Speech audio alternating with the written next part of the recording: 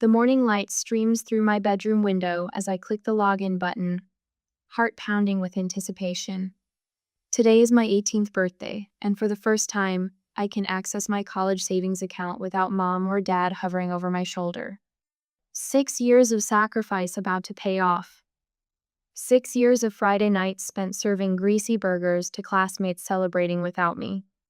6 years of maybe next time, when friends invited me anywhere that cost money. The page loads. I blink, thinking it's a mistake. I refresh the screen. $0.00.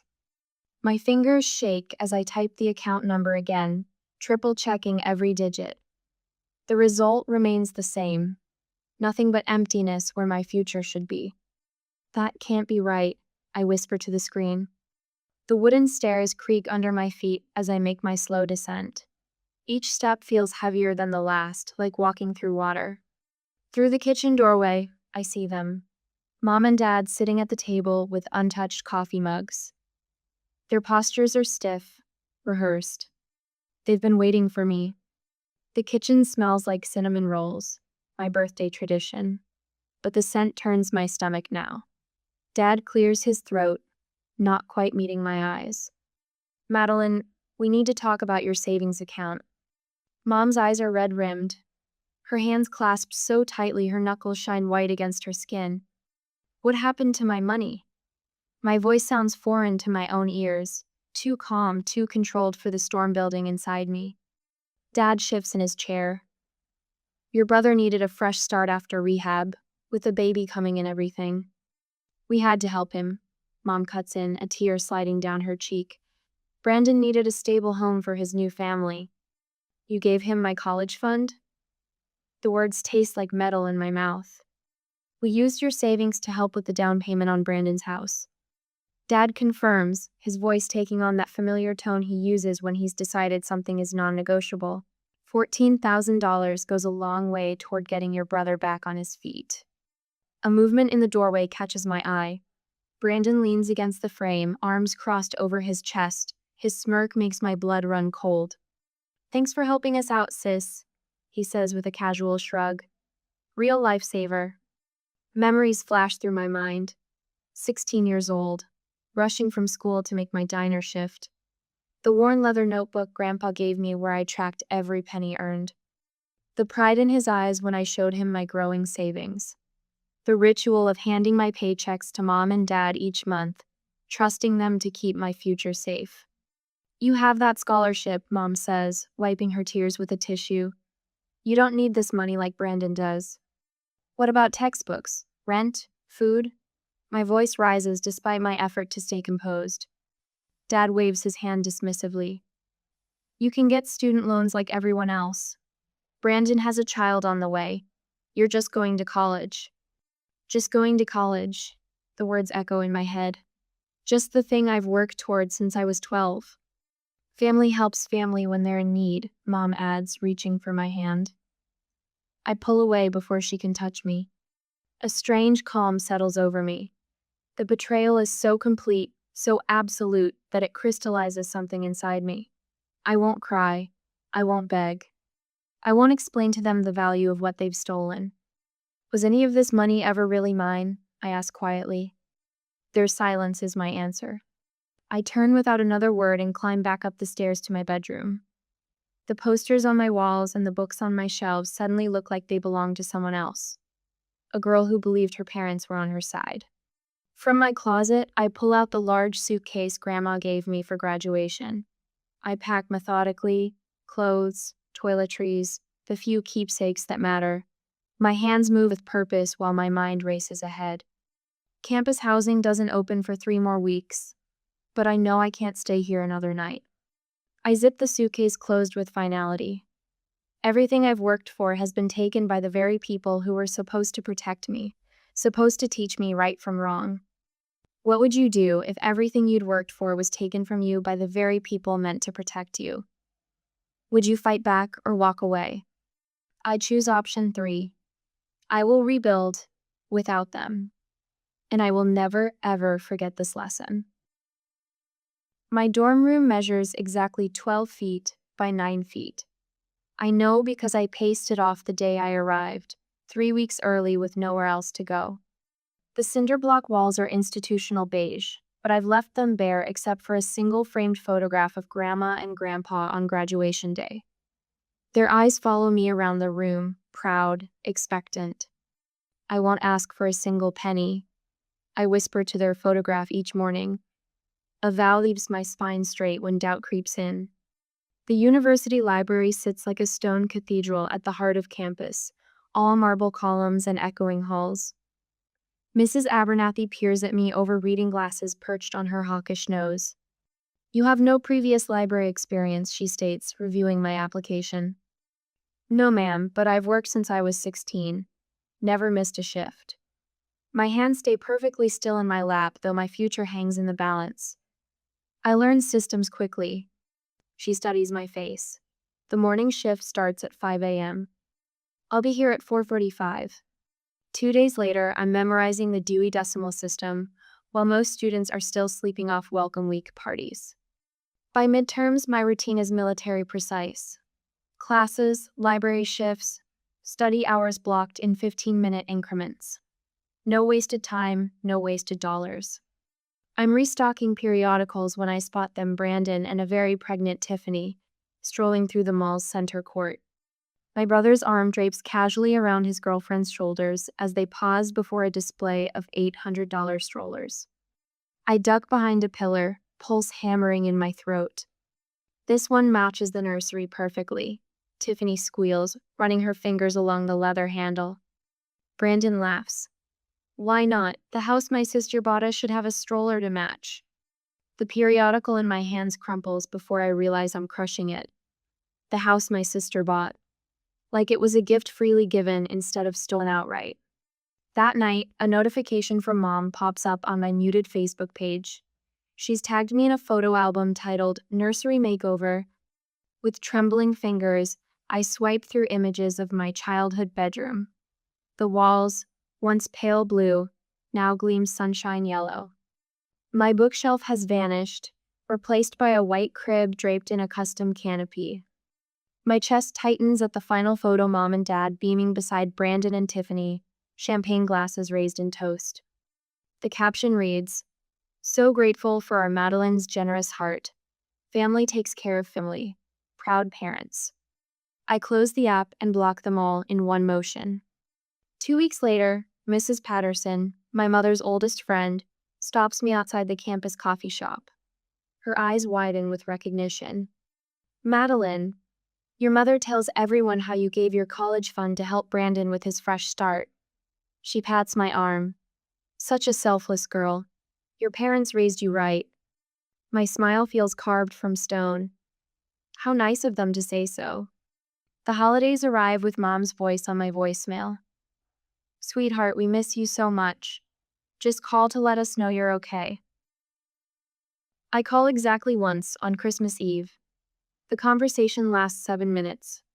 Yes, classes are fine. No, I don't need anything. Yes, the dorm is comfortable. No, I can't make it home, too much work. We thought maybe you could contribute to the family gift exchange this year, Dad suggests. Nothing big, just token presents. I'm afraid that's not in my budget, I reply. Voice pleasant as pond ice. Give everyone my love. I spend Christmas Day with my roommate Julia and her boisterous Italian family, who ask no questions when I show up with a small suitcase and eyes that blink too rapidly. Professor Winters notices me staying late after economic theory lectures, working through extra problems. You have a remarkable aptitude for financial systems, she comments one evening, pausing by my desk. Thank you. I've had practice. She becomes the first person I tell my story to, over coffee in her cluttered office. The next week, she introduces me to Dr. Sandoval, the scholarship coordinator. There's a mid-year grant for students demonstrating exceptional financial need and academic merit, Dr. Sandoval explains, sliding a form across his desk. The application deadline is tomorrow. Lucky Professor Winters mentioned you today. Luck had nothing to do with it. The elderly landlady of the off-campus house where I find a tiny room seems to see straight through me. Mrs. Chen peers at my rental application, tapping her cane thoughtfully. Full-time student with 2 jobs? When do you sleep, girl? Whenever necessary, I answer honestly. She nods once. Rent's $300, but I'll make it $225 if you shovel the walk in winter and help me with groceries. My arthritis makes carrying bags a misery. I move in that weekend. My first library paycheck feels sacred in my hands. At the credit union just off campus, I open an account in my name only. No parents as co-signers, no shared access. Would you like to set up a savings account as well? The banker asks. Yes. I push $40 across the counter, exactly 20% of my earnings. This goes into emergency savings. Every paycheck. 18 months later, that account holds $2,412.78. Not enough for a crisis, but enough that I sleep without dreaming of empty bank accounts. My phone buzzes with Mom's monthly check-in call. Brandon has totaled his second car. The baby needs special formula insurance won't cover. Dad's hours got cut at work. I listen politely, offer sympathy, and never once reach for my wallet. My refrigerator holds exactly what I need for the week, no more, no less. My clothes are clean, if not fashionable. My textbooks are purchased, used, or borrowed from the library's reserve section. I never owe anyone anything. Meanwhile, Brandon posts photos of his new gaming system, then asks relatives to contribute to a GoFundMe for Tiffany's car repairs. Some nights, lying on my narrow bed beneath Mrs. Chen's handmade quilt, I wonder if rebuilding from scratch has changed me too fundamentally, made me too hard, too careful. But then I look at my bank statement with its steady growth, at my perfect GPA, at the small circle of friends who know my true worth, and I recognize something my family never taught me. Independence, once earned, is too precious to surrender. My phone buzzes across the library desk, interrupting the perfect silence of finals week. I ignore it. The economics textbook in front of me demands my full attention. Professor Larson's exam is legendary for its complexity, and I need this A to maintain my scholarship. The phone buzzes again, and again. I flip it over, ready to silence it completely, when I see Mom's name flashing across the screen. She hasn't called in months, not since I declined their Thanksgiving invitation. My stomach tightens as I answer. Madeline? Her voice breaks on the second syllable of my name. Oh God, Madeline. What's wrong? I step outside the library, winter air stinging my face. It's Brandon and Tiffany. She's crying so hard I can barely make out her words. They're gone, and they left. They left. Left what? The old familiar dread rises in my chest. More money needed? Another rehab center? Luca, she finally manages. They left Luca on our doorstep with a note. Your brother and Tiffany just drove off. They left their baby with us. 3-year-old Luca. My nephew, whom I've only seen in the handful of Facebook photos Mom still tags me in. The innocent child who sleeps in what was once my bedroom, in the house my money helped buy. I'll be there in 2 hours, I hear myself say, already calculating how many finals I'll need to reschedule. The toys scattered across the living room floor are the first thing I notice. Plastic trucks and stuffed animals create an obstacle course in a space that once showcased Mom's decorative pillows and Dad's sports memorabilia. The house smells different to peanut butter and apple juice instead of Mom's potpourri. Dad stands in the kitchen doorway, coffee mug clutched in his hand. 2 years have carved deep lines around his eyes and mouth. His shoulders stoop forward as if carrying an invisible weight. Madeline, he says, my name sounding strange in his mouth after so long. Mom appears behind him, hair hastily pulled back, eyes puffy and rimmed with red. Thank God you're here, she whispers, moving toward me as if to hug me, then stopping short when I shift my weight backward. A small voice calls from the living room. Gamma? Juice? I step around my parents and see him for the first time in person. Dark curls like Brandon's, but Tiffany's blue eyes. Luca sits on the floor in dinosaur pajamas, little fingers working to stack blocks that keep toppling over. He looks up at me, unafraid of this stranger in his grandparents' house. Hi, he says simply. Hi, Luca, I reply, my voice softening without my permission. I'm your Aunt Madeline.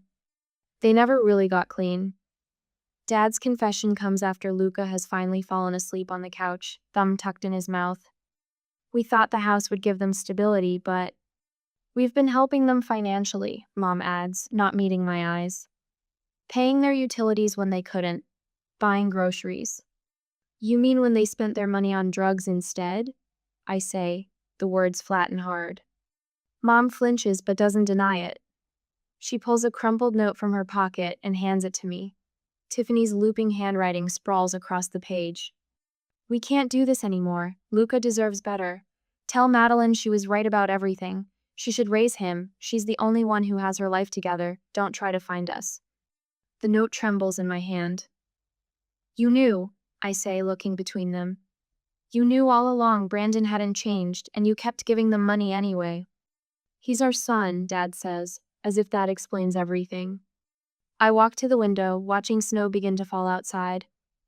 And I'm your daughter. That didn't stop you from taking everything I worked for. The silence that follows is heavy with unspoken guilt. It would just be temporary, Mom says over breakfast the next morning, her voice carefully casual. Until we figure something out. What would be temporary, I ask, though I already know. You moving back home. She stirs her coffee, not looking up. Family responsibility comes first, especially with a child involved. Dad clears his throat. You could transfer to the community college, or take a semester off. Luca needs family right now. I watch Luca across the table, happily smashing banana into his mouth. None of this is his fault.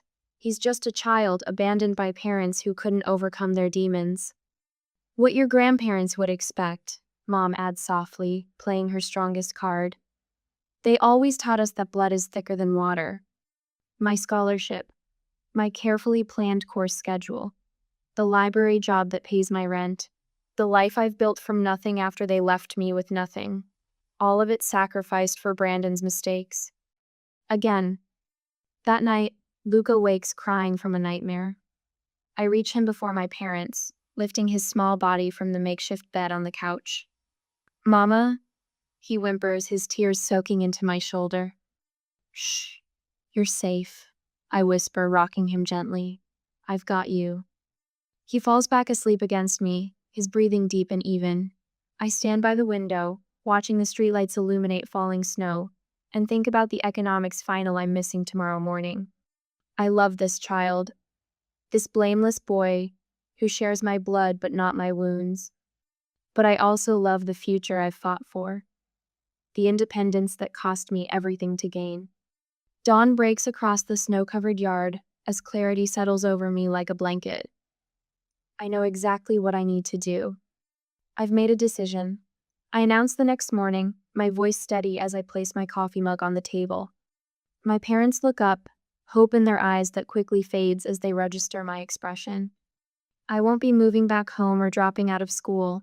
I meet their gaze directly. That wouldn't solve anything. It would just create a new cycle of resentment. But Luca, Mom begins, needs stability and proper care. I finish for her, which is why I've researched the appropriate legal channels. Child Protective Services can help establish temporary guardianship while ensuring Luca's needs are met. Dad's face darkens. You're calling the authorities on your own family? I'm ensuring my nephew gets the support he deserves. I pull out my phone. You can apply to be his legal guardians. I'll provide whatever character references you need. I'll visit regularly and help financially when I can, but I won't sacrifice my future because Brandon and Tiffany couldn't face theirs. Mom begins to cry, but I see something in Dad's eyes, a reluctant respect perhaps. I dial the number I researched last night, while Luca slept in my arms. This is the right thing to do, I say, as much to myself as to them. For all of us. The manila folder in my hands contains everything I've gathered about our situation. Bank statements, employment records, medical reports. I've labeled each section with color code tabs. Preparation has always been my shield. This is impressive. Miss Vargas, the CPS caseworker, flips through the pages, her expression neutral but her eyes sharp. We sit in her cramped office surrounded by filing cabinets and framed credentials. The scent of burnt coffee lingers in the air. Luca needs stability, I say, keeping my voice level despite the tightness in my chest. My parents can provide that with proper support. I've outlined what I can realistically offer: weekend visits, emergency backup care, contribution to a proper savings account for his future education. Miss Vargas studies my face. And your education? Won't be interrupted. My knuckles whiten around my coffee cup. I've worked too hard to abandon it now. She nods, understanding in her eyes. Many people in your position would drop everything. That wouldn't serve anyone in the long run. The words taste like truth and guilt mixed together. Dad's voice booms through my cell phone speaker as I walk across campus. You're breaking up this family. Your mother hasn't stopped crying since your meeting with that woman. I dodge a student on a skateboard, tucking the phone closer to my ear. I'm trying to make sure Luca gets what he needs without sacrificing everything I've worked for. Family comes first, Madeline. Always. The hypocrisy stings like winter air against bare skin. Like when you put Brandon first, or was that different? His silence says everything. That night, Mom leaves 3 tearful voicemails. The next day, Aunt Carol texts that I should be ashamed. Uncle Rick calls to remind me that family sticks together. None of them mention the money that was taken from me. Through my apartment window, I watch a cardinal land on a snow-covered branch. Red against white, so vivid it hurts my eyes. I let the calls go to voicemail. Mrs. Hernandez, my high school counselor, signs her name with a flourish on the statement of support. I've known this family for years, she says, sliding the paper across her desk. Your parents mean well, but they've always had blind spots where Brandon is concerned. Thank you, my voice catches. Her hand covers mine briefly.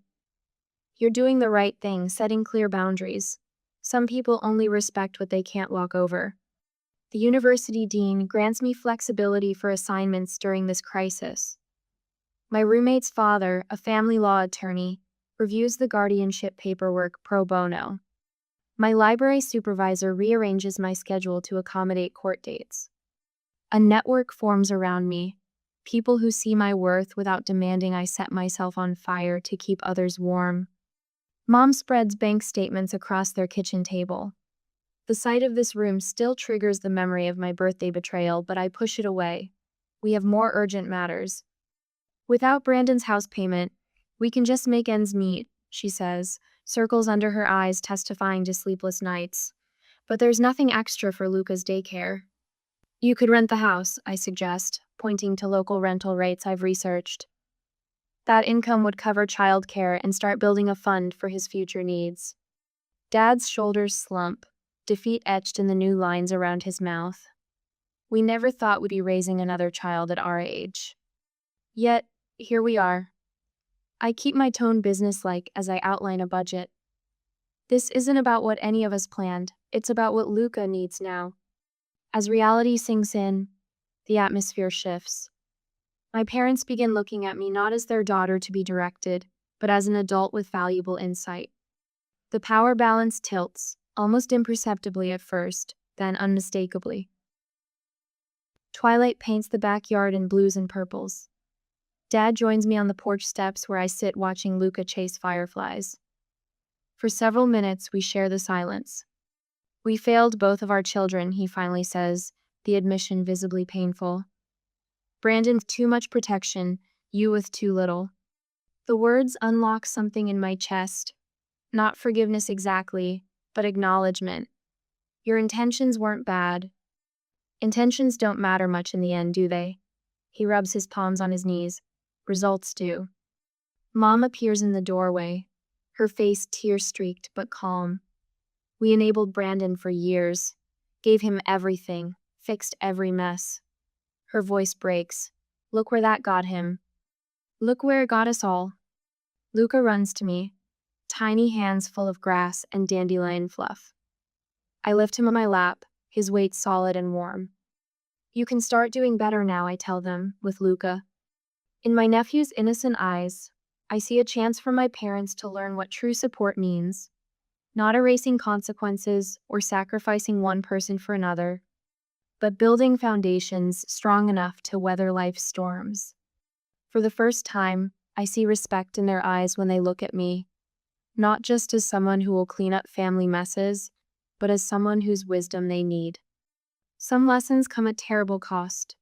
The trick making sure you only have to pay for them once. The front door slams against the wall. Brandon stands in the doorway, his silhouette blocking the afternoon sun. 6 months of absence haven't improved him. His cheeks are hollowed, eyes darting like a cornered animal's conition. Where's my son? His voice carries the familiar rasp of someone who still smokes too much. Dad rises from his armchair, remote control forgotten in his hand. Mom freezes mid-step from the kitchen, dish towel clutched against her chest. Luca, thankfully, is now upstairs. I step between my brother and my parents, arms loose at my sides. He's sleeping. Brandon shoves past me into the living room. Pack his stuff. We're leaving. No, you're not. The steadiness surprises even me. He whirls, nostrils flaring. He's my kid. A kid you abandoned on the doorstep with nothing but a note. I glance at my parents, expecting them to undermine me, as they always have. Instead, Dad moves to stand beside me. Mom follows, her spine straighter than I've seen in years. Brandon's eyes widen slightly at our united front. He hadn't expected this. You can't just disappear for half a year and waltz back in, Dad says, voice rough with emotion. That's not how this works anymore. Brandon paces like he used to before his teenage explosions. I needed time to get my head straight. I'm back now. Problem solved. I open my messenger bag and pull out a folder. 6 months of careful documentation spread across the coffee table, bank statements, court records, photographs of the squalid conditions Luca was living in before he was abandoned, the pathetic note left with him. Let me walk you through what your time to get your head straight cost this family. I point to each document methodically. $3,000 to resolve the unpaid utility bills at your house. $1,700 for back child support Tiffany claimed you never paid. $4,000 in legal fees to establish temporary guardianship. Brandon's face reddens. I didn't ask for any of that. You never do ask, you just take. I tap a photograph of Luca from his first week here underweight, shadows beneath his eyes. This is what your son looked like when he arrived. He had 2 outfits that fit. No toys, no books. Mom steps forward. You didn't even leave his favorite blanket, Brandon. My brother's jaw works silently. He tries another angle. Remember when we built that treehouse and Dad got so mad because we used his good saw? His laugh sounds forced. You were always covering for me, Maddie. What happened to you? I grew up. You always thought you were better than everyone else. I fold my hands in my lap. Not better, just responsible for my own choices. The words land like a physical blow. He stares at me, really seeing me for perhaps the first time. I'm not the pushover little sister anymore. 3 years ago, you took my entire future. My voice doesn't waver. $14,000 I earned serving burgers to people who treated me like dirt. Money that was supposed to be for my education. Dad winces visibly. Mom's eyes fill with tears. We're sorry, Madeline, Dad says, the apology I never thought I'd hear. We should never have given your money away. Brandon's gaze darts between us, sensing the shift. So that's it? You're choosing her for your own son? This isn't about choosing sides, Mom says. It's about what's best for Luca. Dad squares his shoulders. If you want to be part of Luca's life, there are conditions. Regular visitation, not whenever you feel like showing up. Drug tests, a steady job, a suitable living arrangement, and therapist appointments, Mom adds, her voice firmer than I've ever heard it. You need help, Brandon. Real help, not just promises. My brother's face contorts. You can't keep my kid from me. I have rights. Rights you abandoned on the doorstep, I remind him. The court date is next Wednesday. The judge will decide Luca's permanent guardianship. You're welcome to make your case then. The fight drains from him suddenly, replaced by the manipulative charm I know too well. Come on, Maddie. We're family. You know how much that little guy means to me. I do know, I say quietly. That's exactly why I'm standing here. The family court is smaller than I imagined, wood-paneled and smelling faintly of lemon polish. Luca sits with a court-appointed advocate in a waiting room with toy trucks and picture books. When the judge calls me to testify, I speak clearly about my parents' devotion to their grandson through preschool research, the pediatrician visits, the nightlight shaped like a dinosaur because Luca fears the dark. I describe my own role as the aunt who reads Saturday morning stories and helps with bath time when I visit. And your relationship with the child's father?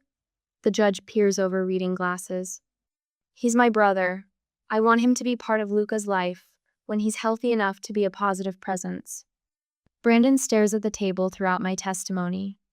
When the judge grants my parents primary guardianship with supervised visitation rights for Brandon, he doesn't protest. Outside the courtroom, my brother catches my arm. You think you won, don't you? This wasn't about winning. I gently remove his hand. It was about Luca having stability. He shakes his head. You'll never forgive me for taking your money. I study his face, the same jawline as mine, the same stubborn set to his mouth. Forgiveness isn't something you're owed, Brandon. It's something you earn. He walks away without responding. I watch him go, wondering if some betrayals leave permanent scars, whether acknowledged or not. Is forgiveness possible without an apology? When someone betrays your trust but never truly acknowledges it, can you move forward? I'd love to hear from those who face this difficult choice. The spring breeze carries the scent of fresh-cut grass across the university quad as I adjust my cap. 2 years of night classes, weekend study sessions, and careful budgeting have led to this moment. Aunt Maddie, look at me! Luca's voice cuts through the murmur of the crowd. He waves frantically from his perch on Dad's shoulders, his tie already loosened and crooked. I scan the sea of faces until I spot them. Mom clutching flowers, Dad beaming with Luca bouncing above him. Their eyes hold something I haven't seen in years. Genuine pride that isn't tangled with expectation.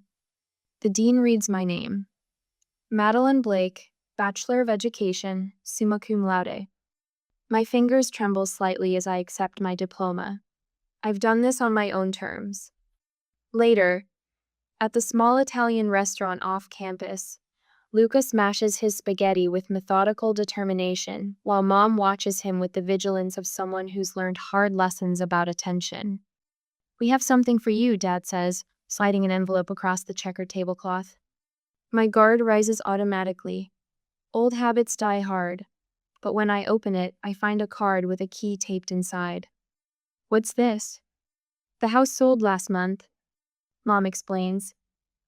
We put half in a trust for Luca's education, with you as co-trustee. Her eyes meet mine, acknowledging the significance. The other half is yours. The gesture doesn't erase the past, but it acknowledges it. That's enough for now. Sunday dinners become our ritual. I arrive at 5, help with cooking, and leave by 8. My apartment 20 minutes away is small but entirely mine, close enough for Luca but far enough to breathe. Can I show Aunt Maddie my bank book? Luca asks one Sunday, breadcrumbs clinging to his chin. Mom nods. Go get it from the desk. They ask me about investments now, Dad says quietly once Luca scampers off. Figure you're the only one who's proven they know what to do with money. The words matter more than the late acknowledgement. Brandon appears occasionally like a storm that never quite makes landfall. His supervised visits with Luca happen at the community center, and I make myself scarce those days. His sobriety comes and goes like seasons, but my boundaries stand firm as stone walls. I can forgive without becoming vulnerable again. Quarters are worth 25 cents. I explain to Luca at the kitchen table, arranging coins in neat rows. How many make $1? His small fingers push 4 quarters together. 4! That's right. And where does money go when we want to save it? He points to the blue ceramic piggy bank we painted together last month. In Mr. Oink. Mom watches from the doorway, something unspoken passing between us. She sees me teaching him what they should have taught me. Will you help me count my money, Aunt Maddie? Luca asks, his innocent question bridging past and future. Always. I promise. My new office at the university still smells of fresh paint. Assistant Professor Blake, says the nameplate. The window overlooks the same quad where I received my diploma. On my desk sits a framed photo of Luca flanked by Mom, Dad, and me at his 6th birthday.